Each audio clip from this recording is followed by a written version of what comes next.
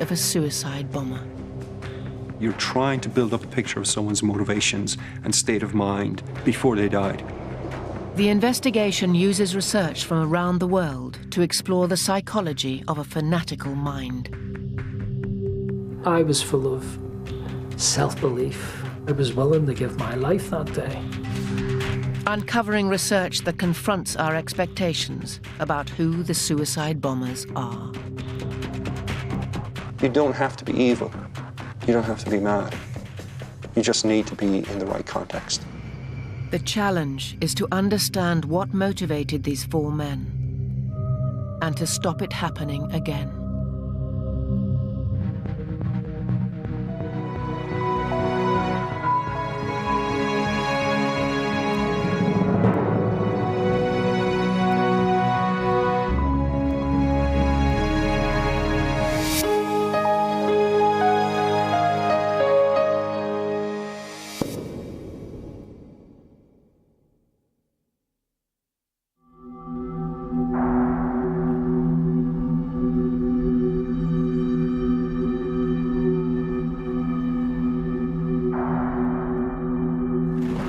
The past 25 years has seen a dramatic increase in suicide attacks. Since 1981, over 900 incidents have killed more than 9,000 people in over 20 different countries. As the campaign to eliminate this new threat intensifies, a small handful of scientists have dedicated their lives to investigating the psychology of suicide bombers. You have to know your enemy. If you don't get to know your enemy, you'll never be able to defeat him. You have to try and think about them as human beings rather than as killers and murderers.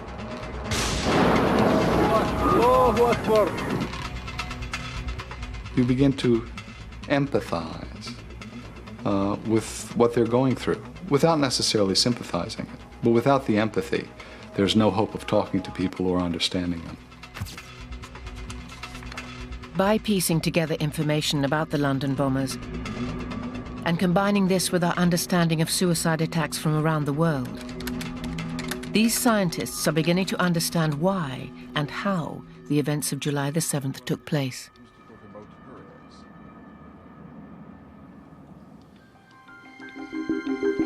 Forensic psychologist Andrew Silk has spent the last 13 years infiltrating the extremist mind. He has worked for the British government and the United Nations. Silk's research challenges many widely held assumptions. Most people think that terrorists are going to be the same as serial killers, the most hardcore and most dangerous and most deviant offenders that we have. And that is probably a mistake, because terrorist psychology is nothing like the psychology of those offenders. They are not like other criminals. In an attempt to understand the London bombers, Silk is retracing their final journey.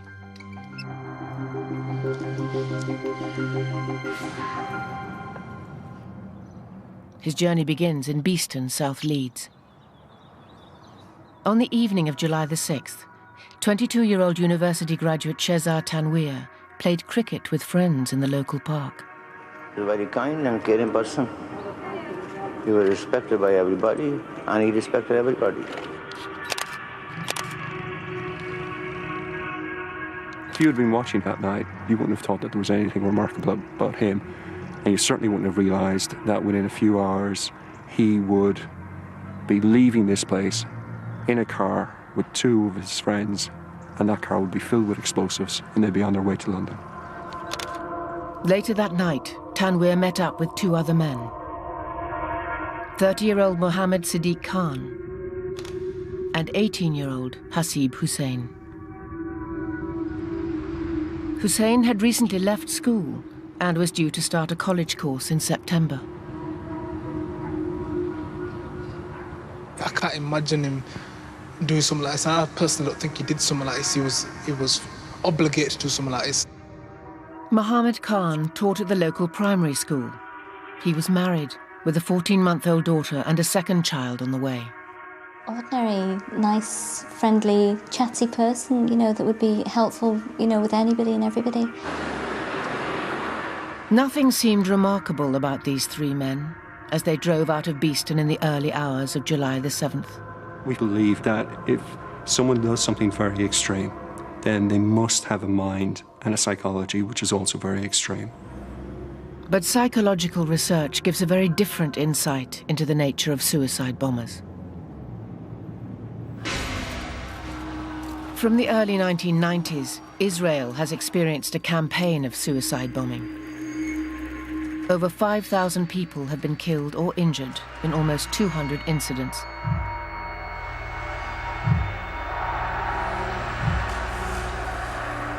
Psychologist Ariel Merari has studied them all.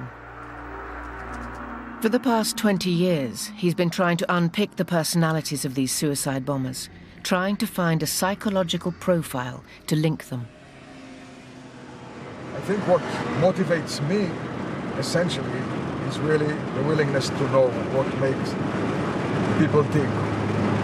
What is at the basis of certain human behaviors. Merari began the exhaustive process of interviewing the friends and family of all the suicide bombers, and those bombers who were stopped before their bombs went off. He wanted to know if they fitted a stereotype, if they exhibited any signs of mental illness. We could get a pretty good impression of the question, first of all, were they normal or were they insane in some way? Whether these persons were suicidal. Did they want to die anyway? But Merari found nothing that marked them out clinically. None of the suicides was psychotic. They were not crazy. They were pretty normal people. So he looked for other links, at factors such as poverty and education, to see if they provided a connection. Some of the suicides were university students or college students. Some barely finished elementary school. They were different people. After many years of research, Merari's evidence pointed in one direction. These suicide bombers did not have any psychological flaws that set them apart. Merari's simple but unsettling findings suggest that almost anyone can become a suicide bomber. No, there was no single psychological profile of a suicide terrorist, and the conclusion is that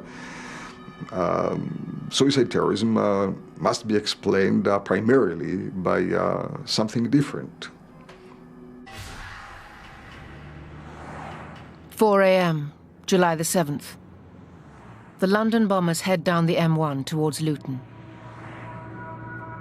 Their car is filled with explosives. Research that has been repeated all over the world now suggests that nothing in the personalities of these three men would have marked them out as dangerous. They are not crazy. They are ordinary, unremarkable. They could be the person sitting beside you. They could be the person you work with. They could be someone who lives on your street.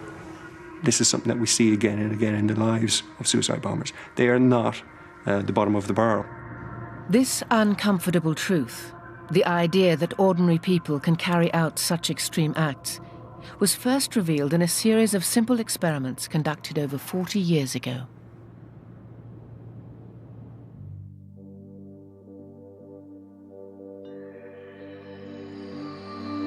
In 1961, a group of American college-educated adults were recruited to take part in an experiment that was set up at Yale University by esteemed psychologist Stanley Milgram.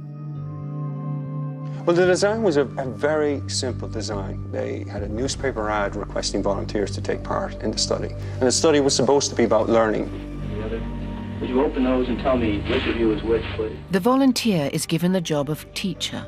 He has to ask a pupil questions and administer a series of increasingly strong electric shocks if the pupil answers wrongly. What these volunteers didn't know was that they were giving fake electric shocks to an actor who'd been briefed to give wrong answers. Incorrect. You'll now get a shock of 105 volts. Psychiatrists were asked before the study how many people they thought would follow the orders all to the end, and they thought it would just be 1 or 2%. that those people would be psychopaths or psychologically ill. But contrary to expectation, the study found that many people did comply with the orders, even when they could hear the recipient screaming in pain. 330 volts. Let me out of here. Let me out of here. My heart's bothering me. Let Maxwell. me out, I tell you. Let me out. Let me out of here. You have no right to hold me here. Let me out. Let me out. Let me out. Maxwell, fast. Let me out. Let me out. Bird. Car. Train. Plane. The volunteers continued to shock the pupils even when it seemed that the shock was lethal. Something's happened to that man in there. Put yourself in their shoes. They believed that they were administering electric shocks to someone who was unconscious and who may be dead. They might have killed someone. This is genuinely what they thought, and yet they kept on pressing the button to administer the shock. All in all, 65% of people taking part in the experiment gave the potentially lethal shocks. Are you all right? Please continue, teacher. Oh, yeah, I keep giving them shocks? Continue. I'm up to 390. Continue, please. Even today, 40 years on, the results are hard to accept. People can do absolutely dreadful things and yet be completely normal, completely ordinary, completely unremarkable. And if we hadn't had these experiments, we would be going around assuming that the only way terrible things happen in this world is because you have psychopaths or you have people who are mentally ill or who are just evil, and that's the only reason bad things happen. You don't have to be evil. You don't have to be mad. You just need to be in the right context.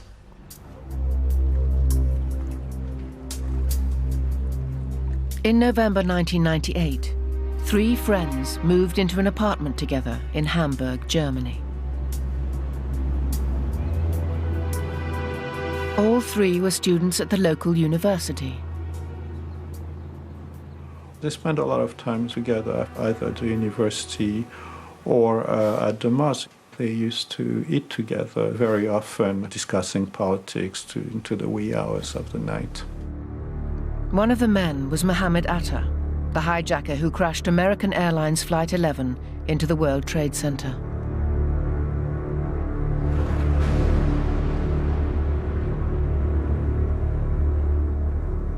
His flatmates were co-conspirators in the attack, which had turned 4 commercial planes into the largest suicide bombs in history.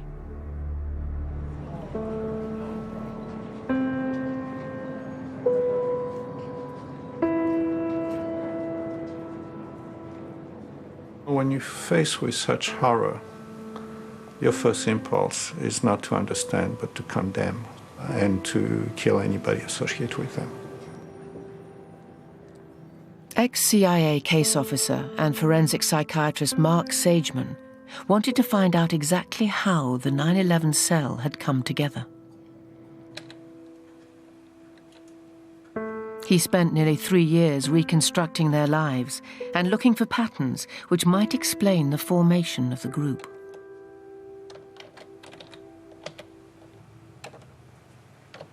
Where they born, where did they grow up, were they religious, what kind of school did they go to, did they go abroad, who did they meet, who shared an apartment with whom. You almost have to merge each biography with the other one to see who met whom, what did they do together.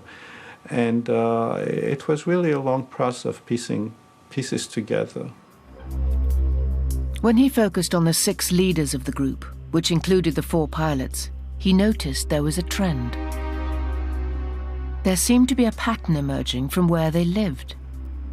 The one thing that I did find strange is most of them had joined Al-Qaeda when they were living in a country where they had not grown up. And that to me was the first surprise. It seemed that being away from home was significant.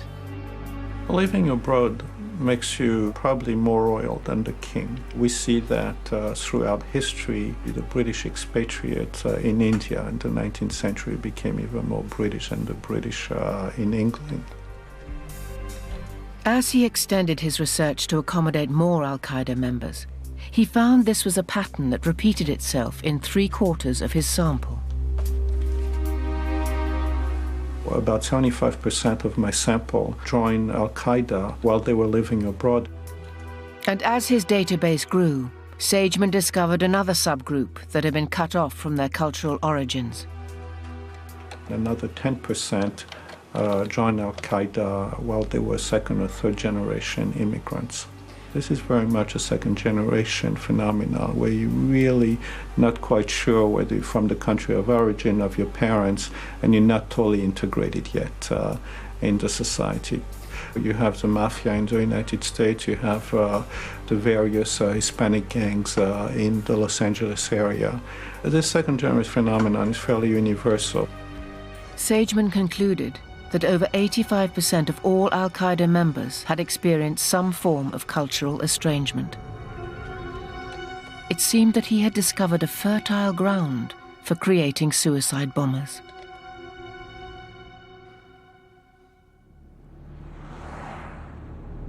Three of the London bombers, Hussein, Tanweer, and Khan, fitted Sageman's profile.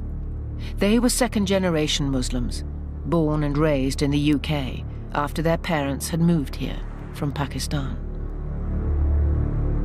But the fourth bomber was different. Aylesbury, Buckinghamshire. Shortly after 4 a.m. on the 7th of July, the fourth bomber, Jermaine Lindsay, began his journey. Lindsay was born in Jamaica to a Christian family and moved to the UK when he was still a baby. As a teenager, Lindsay converted to Islam. On the surface, it seemed that this could be a clue in understanding the links between the four London bombers.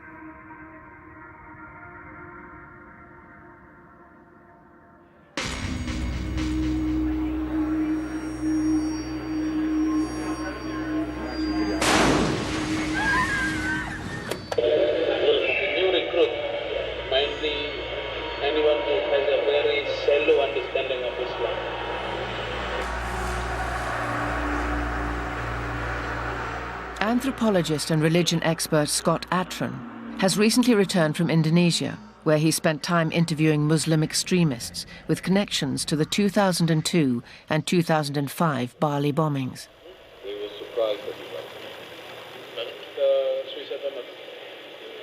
He's got a group of 10 suicide bombers that, according to our informants, are planning a major action against some Western target. Atran has travelled the world, infiltrating some of the most dangerous groups to study the role of religion in motivating suicide bombing.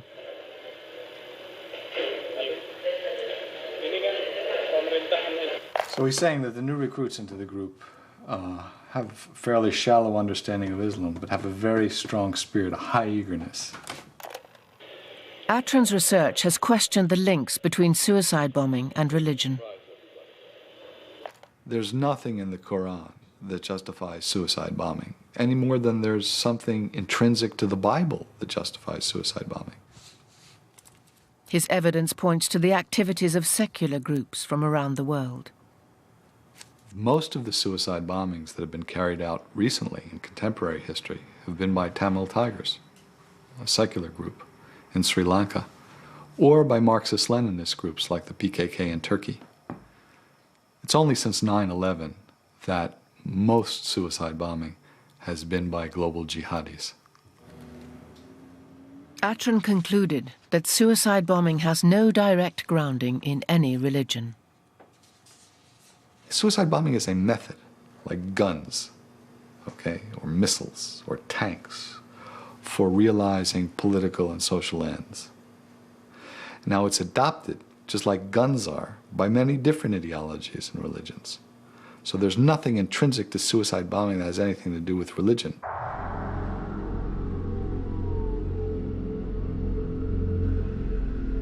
So what is the crucial factor that turned these four men into suicide bombers?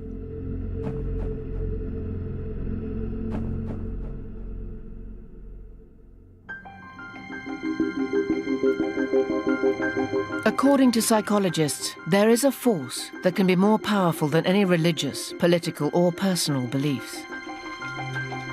It overrides an individual's personality and upbringing, and psychologists believe that it's the key to understanding suicide bombing.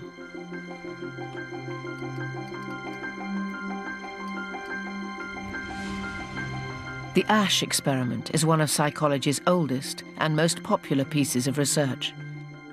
A volunteer is told that he's taking part in a visual perception test. What he doesn't know is that the other participants are actors, and he's the only person taking part in the real test, which is actually about group conformity. Please begin.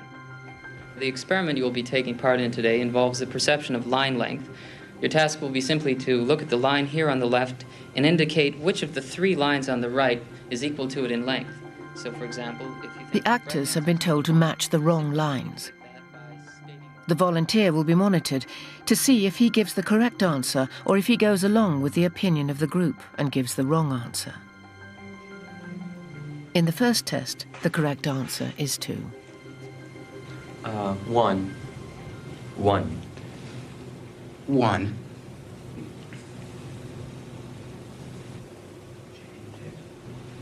2. 1. Once again, the correct answer is 2. 3. 3. 3.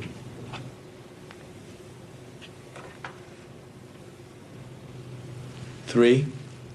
3.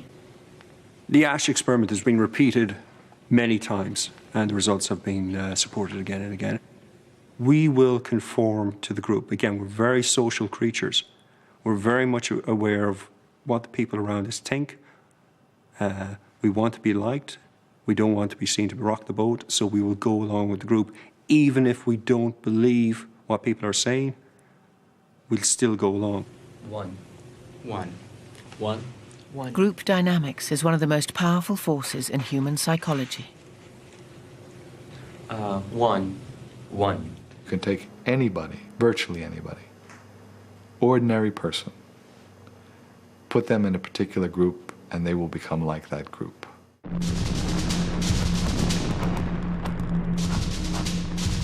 Throughout history, the military has harnessed this power of the group to motivate individuals. I was closer to my colleagues on board Canberra during the Falklands in a way that I've never felt since. It was because we were all in that ship together facing an uncertain future. Surgeon Captain Morgan O'Connell is a psychiatrist who served in the Royal Navy for 31 years. The best military units in the world are founded on the small group. Generally, what they're looking for in training is to see whether or not you can become part of this family, this small unit. These units can be called upon to perform extremely high-risk operations.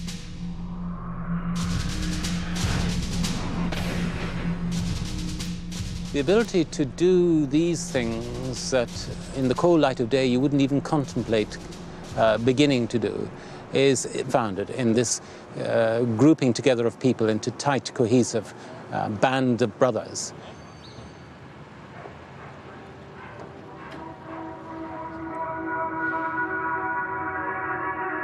In Beeston, the evidence suggests that the London bombers were becoming a band of brothers.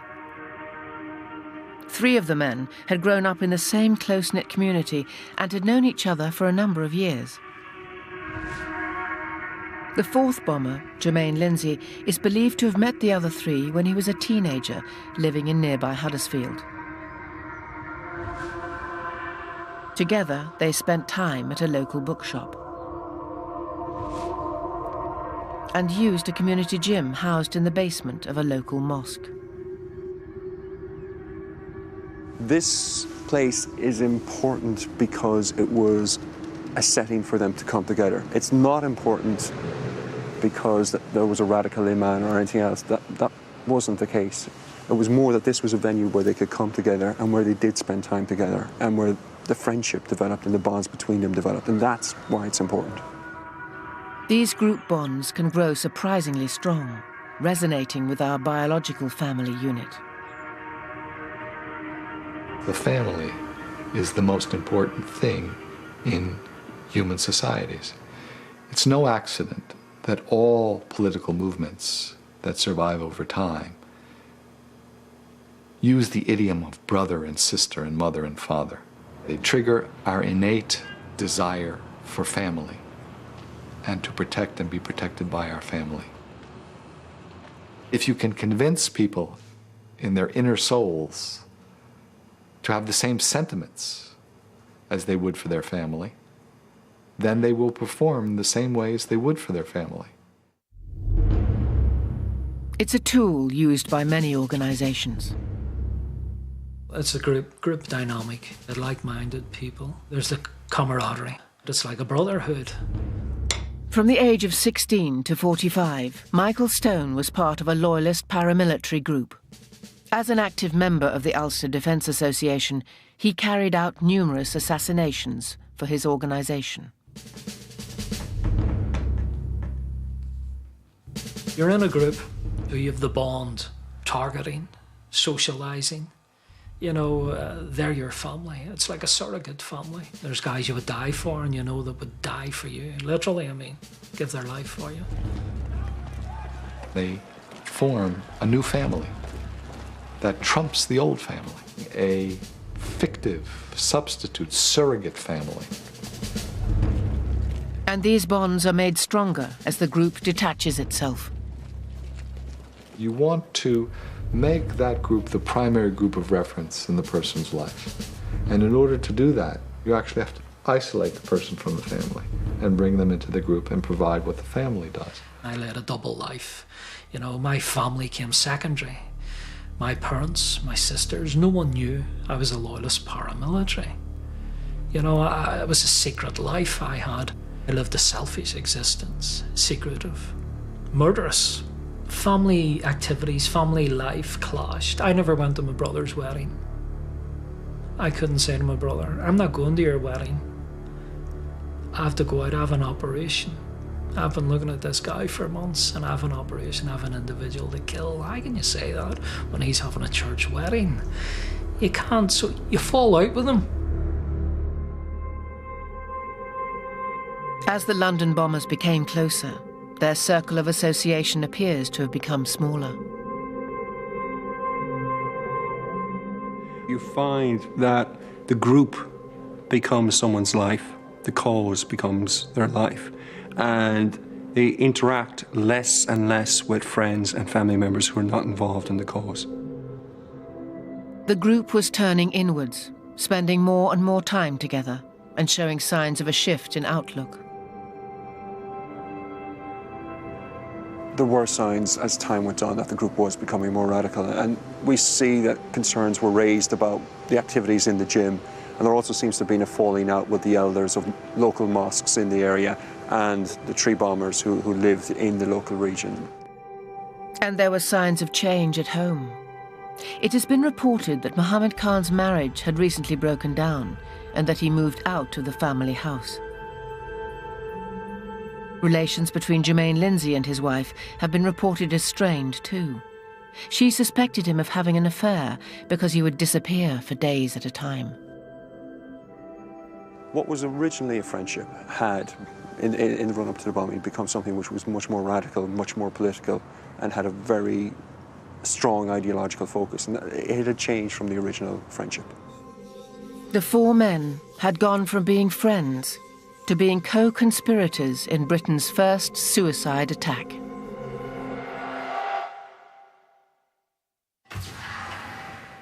"6:51 a.m. Hussein, Tanweer and Khan arrive at Luton Station car park. They meet the fourth bomber, Jermaine Lindsay, who's been waiting there for almost 2 hours. This is the car park for Luton Station, which is over there. And it was in this exact spot that the four bombers met on the morning of July the 7th. Although never to return, they buy a parking ticket for their car. The ticket will last for a week. A lot of people wonder, why did the bombers buy a ticket for the car? They're not coming back for the car. They're leaving it here. They're going off on a suicide mission in London, so why bother? And the reason they buy a ticket is because every other car in this car park has one. And they do not want their car to be the only one which stands out. If you're a terrorist and you're on a mission, you do not want to attract any attention whatsoever to what you're doing.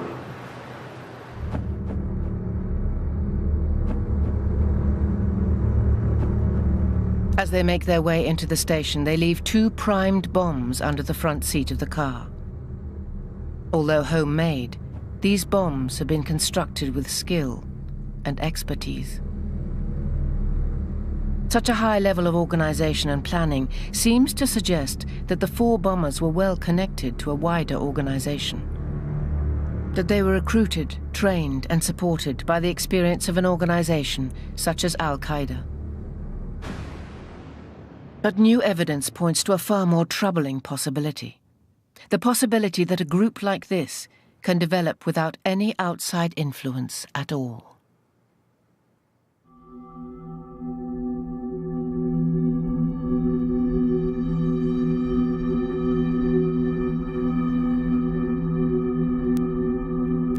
Mark Sageman has plotted the formation of dozens of Al-Qaeda cells.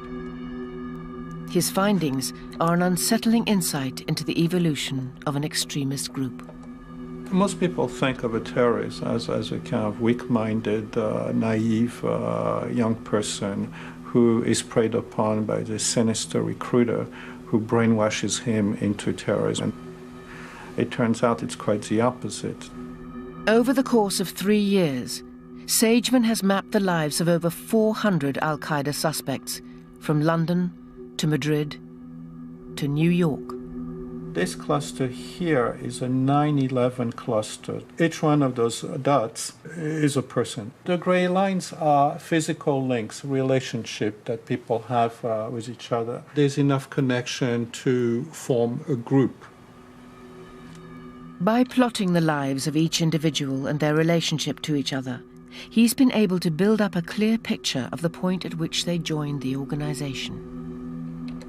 As his research came together, he discovered that the cells were spontaneously forming, without any connections to an established group.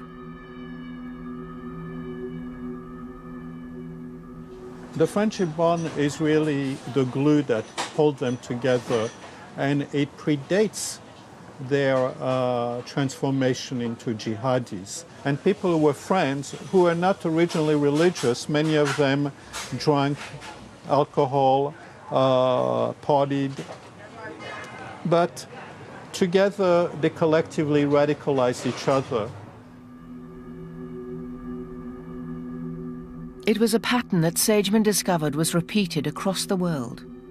Instead of one centrally organized network, Sageman had uncovered a very different phenomenon. A phenomenon thriving because independent groups of friends were radicalizing together. He called it the bunch of guys theory. You could see that the same process was also happening in Madrid, in London, in Holland, in France, groups of friends, bunches of guys who collectively went together. It was a bunch of guys. Sageman's bunch of guys is a vital breakthrough in understanding how the modern trend of suicide attacks is growing. And his findings are critical in helping to spot future groups. Being in the group is not just significant, it's crucial, it's critical.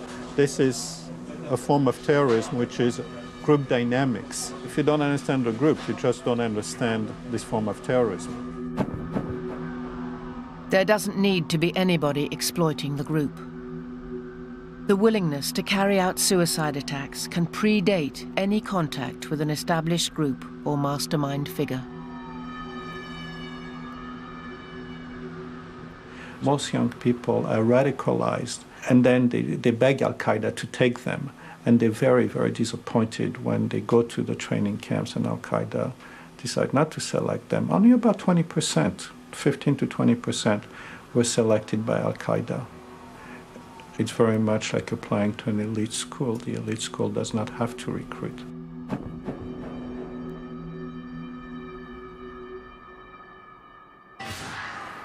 7:21 a.m. The 4 men are captured on CCTV cameras entering Luton Station.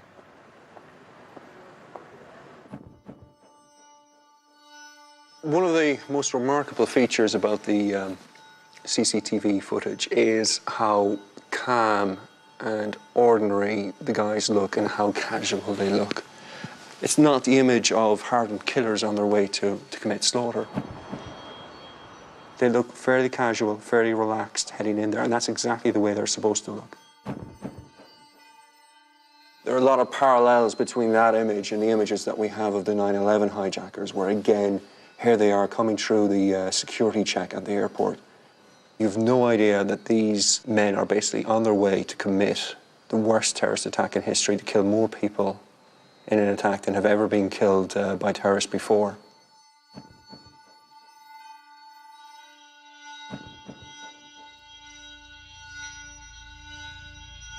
Being so calm under pressure shows that the hijackers were well prepared.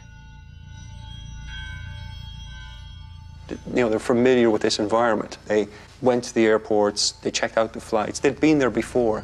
They knew what the airport was like, they knew what the security procedures were, what the planes were like, how many passengers would be on board, all of this. So it was familiar territory, and that helped them be more relaxed. CCTV footage from the week before the London bombings suggests similar preparation.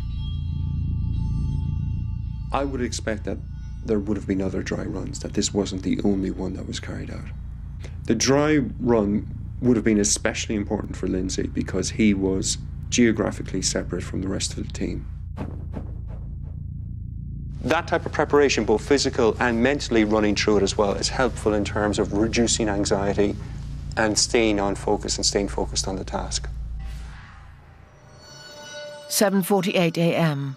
The train leaves Luton Station. 8:26 a.m. The 4 bombers arrive at King's Cross Station and walk to the underground. Making their way to the targets, they blend in easily with the crowd.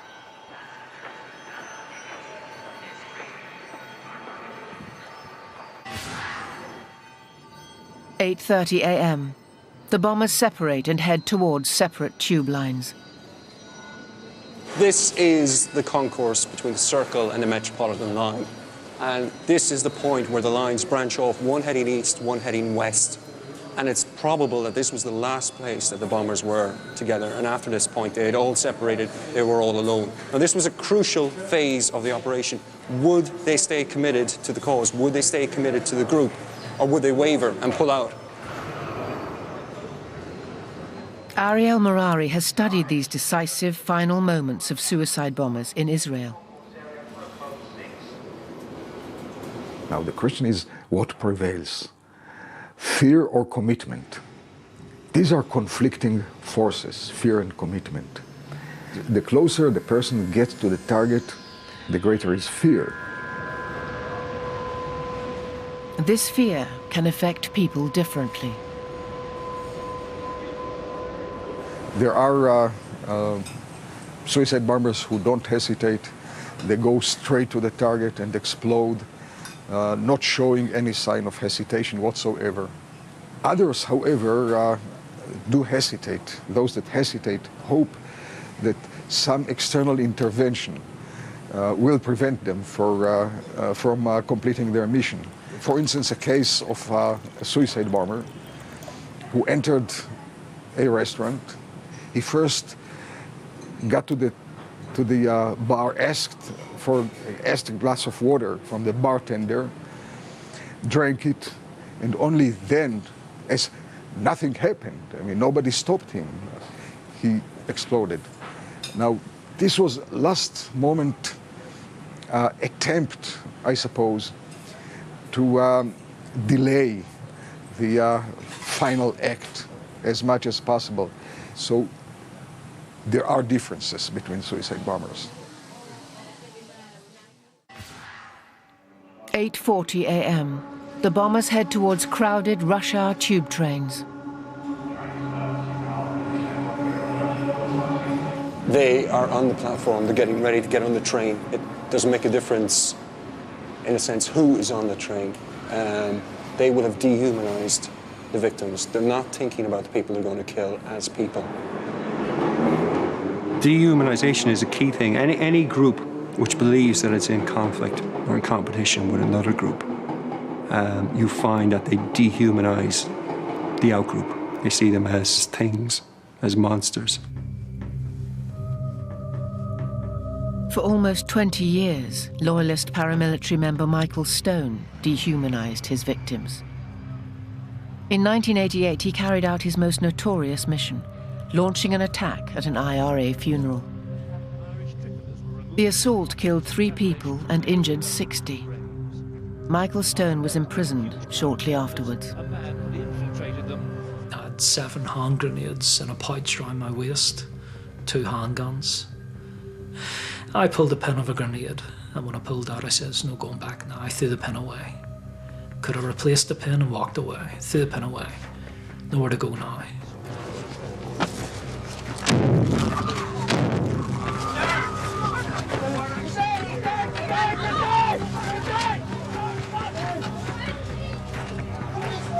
Many of the crowd gave chase in hot pursuit of the man who stopped, turned, and threw another grenade.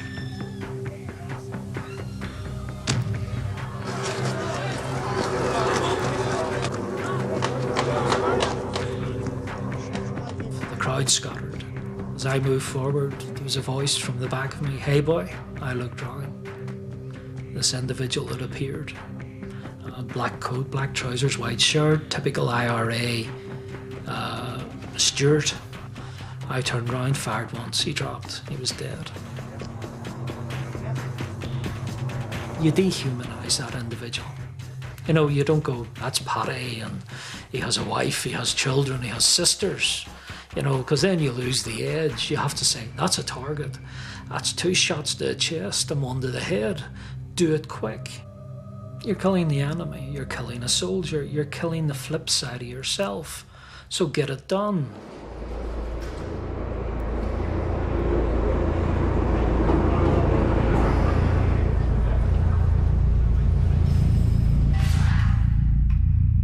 "8:50 a.m.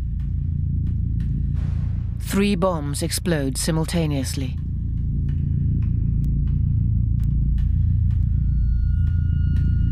Shazad Tanweer blows himself up on the Circle Line at Aldgate.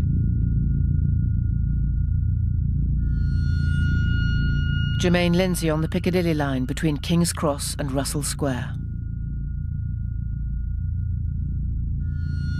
Mohammed Khan on the Circle Line at Edgware Road.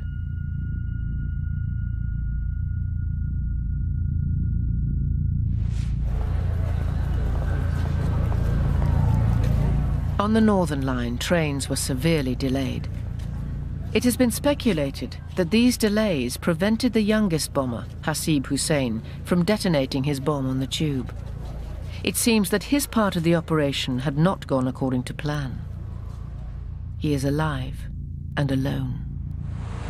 Most people might think this is fantastic. He's still alive. He should just catch the next train, get out of London, get away, get home. Start his life again. But CCTV images do not show any signs of Hussein trying to flee the scene. He wandered around King's Cross Concourse and outside the station.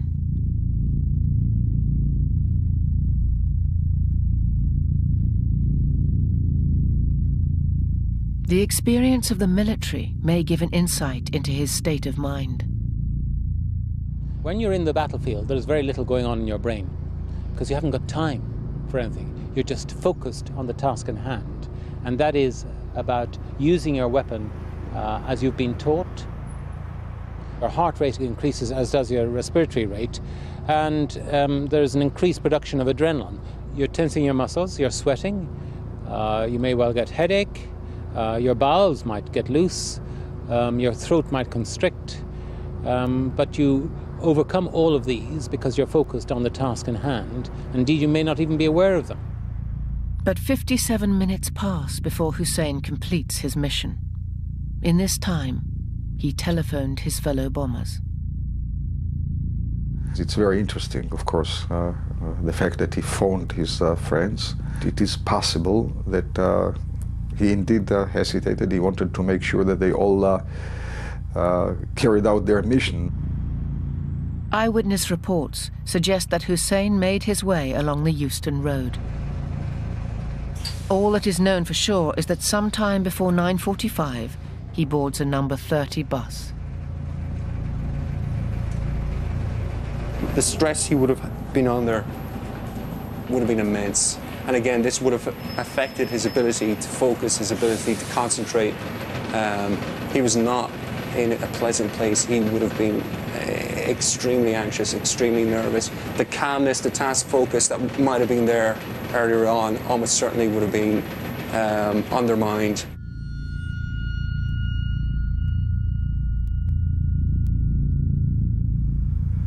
In that hour, what probably motivated him in deciding to blow himself up was the fact that his buddies had already done it, and he couldn't let them down.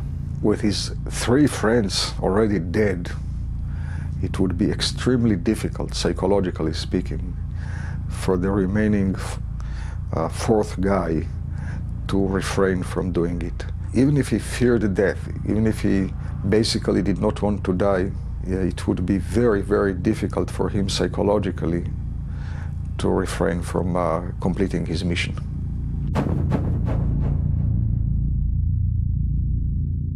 The original plan was no longer working, but he still wanted to carry out the mission, still wanted to follow what the rest of the group had done and detonate his bomb that day in London, die himself and also kill people.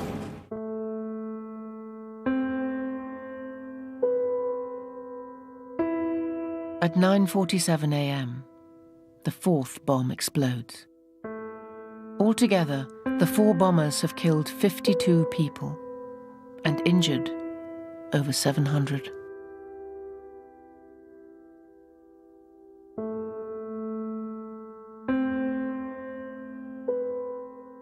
When dealing with terrorism, people like to believe it's formally organized. It's just a finite number of evil people, and if we just eliminate them, we'll get rid of the problem. The reality is that it's very different. Most of human behavior is driven by small group dynamics. That is, the group of 8 or 10, 12 people that are in your immediate environment. It's critical to spot the groups. It's critical to understand why people become radical, how they become radical, and it's critical so that we can stop that and prevent that from happening.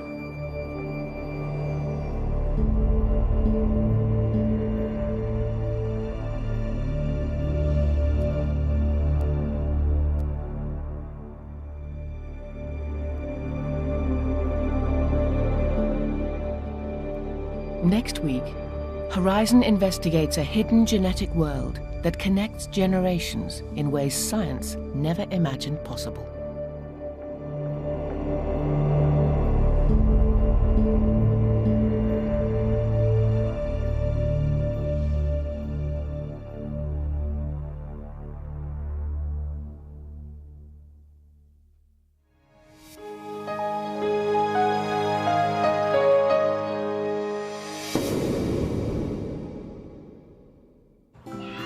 My body's not perfect and it can't have a baby. For Alex, it will take a family to make a family. It's going to be my eggs, basically. The baby will be made from my eggs. I'm going to carry the embryo. From everyday life comes one life. The award-winning series returns with 3 Sisters Make One Baby, this Monday at 9 on BBC One. If you like ideas you can put to use, there are different ways to get inspired across all the BBC's digital channels. There's nothing like it in the world. You can see the potential. I think that you've got a good product, and I think you're absolutely spot on. There'll be nothing better than seeing this in the shops. This is the one. Do you feel more in control? Yeah, definitely. You've planted the thoughts in my head, and they've just grown, I've just gone and done it. That's what I've needed. So what you're saying now is that you get a real buzz from saving? Yeah, I suppose I